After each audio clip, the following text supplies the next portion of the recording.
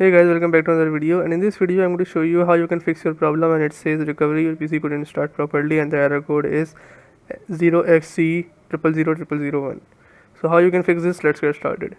First, in order to fix this, you have to press F8 for startup settings. Just press F8 and it will go to the startup settings. Just click on this restart button and then you'll come here. You just have to press F9 on your keyboard, so it will disable automatic restart after failure, and then it will restart your PC and hopefully your problem solves. If your problem still occurs, so make sure to comment down below so we can bring a detailed guide on this video. Alright, that's it for today's tutorial.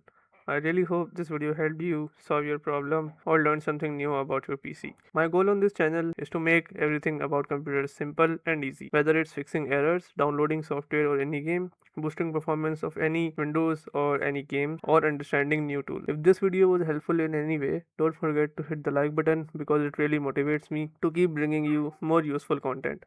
And if you're new here, make sure to subscribe and turn on the notification bell so you never miss any future tutorials, tips and PC fixes. Also, if you're facing any issues or have any questions related to computers, Windows, software or anything technical, drop them in the comments.